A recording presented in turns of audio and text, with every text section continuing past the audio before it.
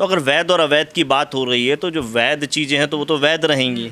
तो वैध का पैमाना क्या है कि जो भारतीय जनता पार्टी से जुड़ा है या जो उसकी विचारधारा को समर्थन करता है वो वैध हो गया, और जो उसके साथ नहीं है, जो उसकी विचारधारा के साथ नहीं, वो अवैध हो गया। अगर ये पैमाना है तो फिर मुझे नहीं लगता कि कुछ बच पाएगा। आपको क्या लगता है यही पैमाना? मैं तो आपसे पूछना चाह रहा हूँ, आप भी तो अपनी नज़र से देख रहे होंगे। वो तो कह रहे डॉक्यूमेंट्स नहीं है इनके पास।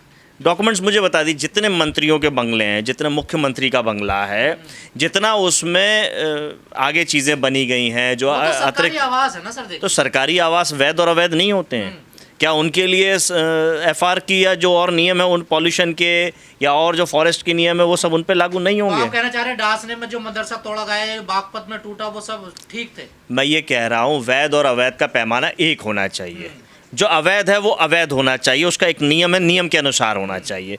नियम ये नहीं होना चाहिए जो भाजपा के साथ वो वैध, जो भाजपा के खिलाफ वो अवैध। अगर सपा इनका विरोध कर रही है, सपा किस चीज़ का विरोध करेगी? बुलडोजर जो चल रहा है, बुलडोजर का तो न्यायालय ने विरोध कर दिया। बुलडोजर ने कहा कि न्यायालय ही, बुलडोजर खुद अगर न्यायालय संस्कृति बन जाएगा तो न्यायालय पे ताला लग जाना चाहिए। लगातार चल ही रहा है। तो बुलडोजर पे न्यायालय दंड भी दे रहा है।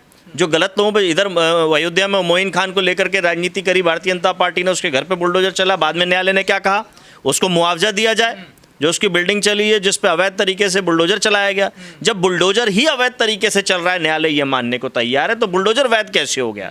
बुलडोजर चलाने वाले वैध कैसे हो गए? और भारतीय जी मुसलमानों का ये कहना है कि हमारे साथ जो आज हो रहा है, हम सपा को वोट देते हैं इसलिए हमारे साथ ये हो रहा है। देखिए, ये बात जो भी कह रहे हैं वो अपने खिलाफ हो रहे हैं, अन्याय अत्याचार के खिलाफ बोल रहे हैं। उनकी ये उम्मीद है कि सपा सरकार होती तो ये सब कार्रवाई नहीं होती। जो वैध होता वो वैध होता, और जो अवैध होता उसको अवैध पे कार्रवाई होती। तो नहीं हो रही ना उनके साथ? देखिए बिल्कुल खड़ी हुई है। किस तरीके से खड़े होना चाहते हैं? ये जुल्म जाति जो हो रही है उसके खिलाफ माननीय अखिलेश यादव जी तमाम बार बोल चुके हैं। अभी फर्जी इनकाउंटरों को लेकर के बाकायदा उन्होंने एक बुकलेट निकाली। पीडीए पे, आरक्षण पे जिस तरीके से शोषण करने का काम भारतीय जनता पार्टी से, उसकी एक बुकलेट निकाली। समय समय पे अन्य चीज़ों के लिए भी चीज़ें निकाल रहे हैं और आम जन तक पहुँच रहे हैं। अभी एसआईआर हुआ, एसआईआर में आम जन तक पहुँचे, उसका परिणाम देखिए कि भारतीय जनता पार्टी खुद घबरा गई। खोड़ा की घटना को कैसे देख रहे हैं आप? देखिए, घटना कोई भी हो, किसी परिवार का कोई जाता है तो ये दुर्भाग्यपूर्ण है। न्याय ठीक ढंग से हो, जो भी अपराधी है उसको कठोर से कठोर सजा हो, न्याय प्रक्रिया से हो, संवैधानिक तरीके से हो, समाजवादी पार्टी ये मांग करती है। ये जो एनकाउंटर और बुलडोजर संस्कृति भारतीय जनता पार्टी ने बनाई हुई है, ये आने वाले समय में उनके ऊपर भारी पड़ेगी। असद का एनकाउंटर ठीक हुआ, गलत हुआ? मैं क्या कह रहा हूँ कि कोई भी कार्रवाई है न्यायपूर्ण तरीके से हो। ठीक हुआ नहीं हुआ ये हम कहने वाले कोई नहीं होते। न्यायालय में चीज़ें जाएं, सरकार साक्ष्य प्रस्तुत करे, सरकार न्यायालय के माध्यम से सज़ा दिलवाए। क्या अभी तक किसी को सज़ा दिलवा पाई है भारतीय जनता पार्टी की सरकार? 9 साल में क्या 9 अपराधी को भी सज़ा दिलवा पाई न्यायालय से?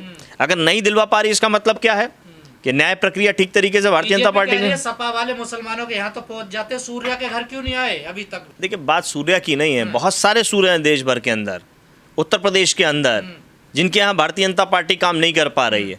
उसमें ब्राह्मण समाज के भी बहुत सारे लोग हैं। अन्य यादवों के यहाँ तो चले जाते हैं। देखिए, फिर वो आप भारतीय जनता पार्टी की भाषा बोल रहे हैं। ये भारतीय जनता पार्टी की भाषा है। में आना चाहिए, नहीं आना चाहिए? सब जगह जाते हैं राष्ट्रीय अध्यक्ष जी, अपना डेलीगेशन भेजते हैं, समाजवादी पार्टी के लोग जाते हैं। क्या विश्वकर्मा बेटी के यहाँ जब दिक्कत हुई थी तो हमारा डेलीगेशन नहीं गया? किस तरीके से उसके ऊपर पत्थरबाजी हुई? हमारे पूर्व मंत्री विश्वकर्मा जी के ऊपर पथराव नहीं हुआ? पूरे डेलीगेशन के ऊपर नहीं पथराव हुआ? और उल्टा जिलाध्यक्ष जो पत्रकार मौजूद नहीं था, उस पत्रकार तक पे मुकदमा दर्ज कर दिया गया। नहीं, जो आज माहौल बना हुआ, आपको लगता है मुसलमान डरा हुआ है?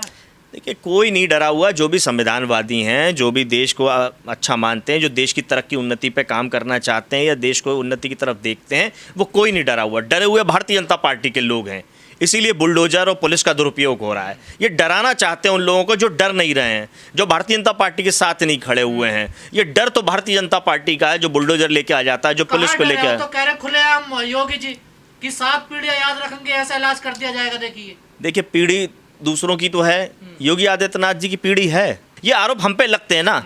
सफाई का नाम लेकर के भारतीय जनता पार्टी राजनीति करती है कि नहीं करती?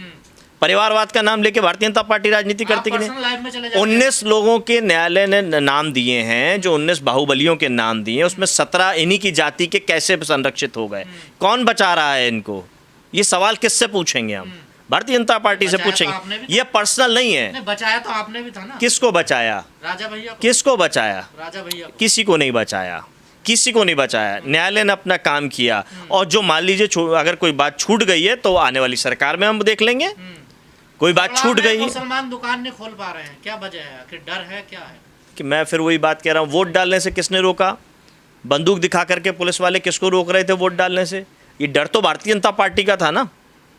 जो भी भारतीय जनता पार्टी के खिलाफ में खड़ा हुआ है, जो अपने हक अधिकार मांगेगा, भारतीय जनता पार्टी उसको डराने का काम करेगी। ये दुकान खोल लेंगे, व्यापार कर लेंगे तो देश की उन्नति तरक्की नहीं होगी कि दुकान बंद करने से होगी।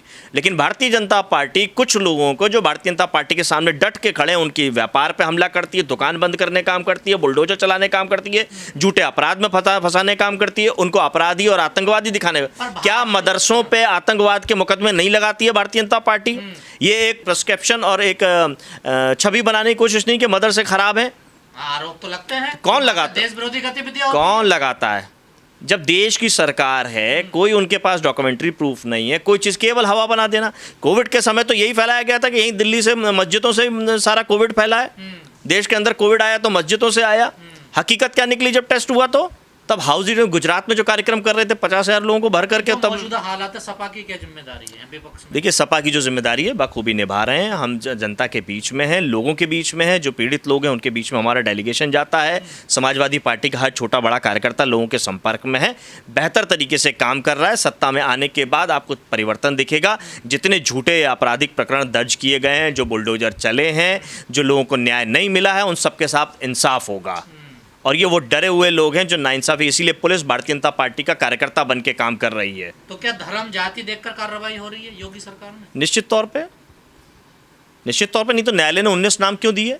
19 में 17 एक ही जाति पे क्यों है? जो समाजवादी पार्टी सरकार पे आरोप लगाते थे कि थाने यादव चला रहे हैं, अब कौन थाने चला रहे हैं आप बताइए? कितने, माननीय अखिलेश यादव जी ने तो प्रेस वार्ता के माध्यम से बता दिया कितने कलेक्टर हैं, कितने डीएम हैं, कितने एसएसपी हैं, कितने टीआई थाना प्रभारी हैं।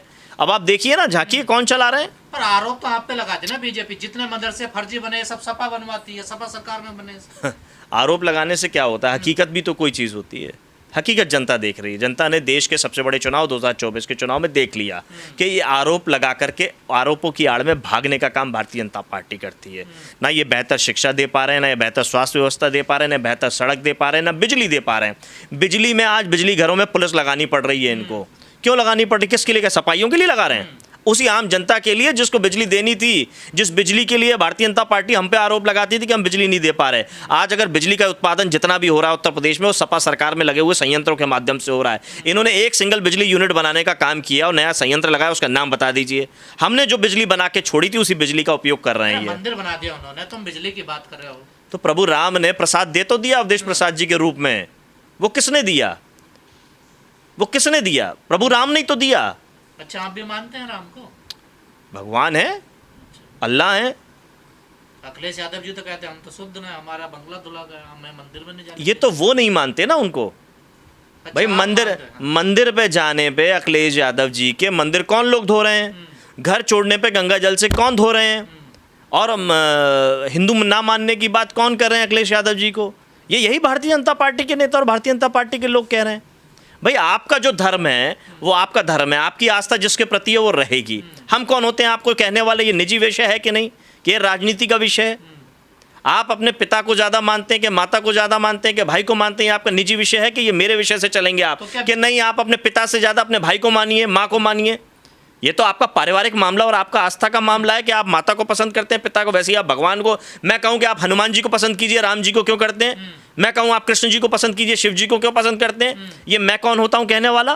ये लेकिन ये भारतीय जनता पार्टी कहने वाली होती है कि प्रभु राम, ये प्रभु राम आप मानिए। नहीं मानते हैं तो आप आस्तिक नहीं हैं, आप धार्मिक नहीं हैं। ये भारतीय जनता पार्टी तय करती है और सवाल हमसे पूछती है। मुझे ये पूछना है, भारतीय जनता पार्टी जो दुनिया के सबसे बड़े कार्यकर्ता होने का दावा करती है, क्या सारे कार्यकर्ता भारतीय जनता पार्टी के प्रभु राम का आशीर्वाद ले आए अयोध्या जाके? तो बड़े बड़े नाम है, बड़े बड़े नाम। कोई मतलब नहीं आपके यहाँ। मैं उनका सवाल उनसे, जो आपने हमसे पूछा, हमसे क्यों? उनसे पूछिए कि प्रभु राम का आशीर्वाद लेने क्यों नहीं जाते हैं?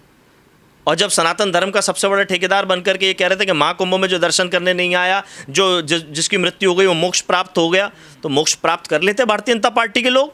इससे अच्छा अवसर क्या मिलता?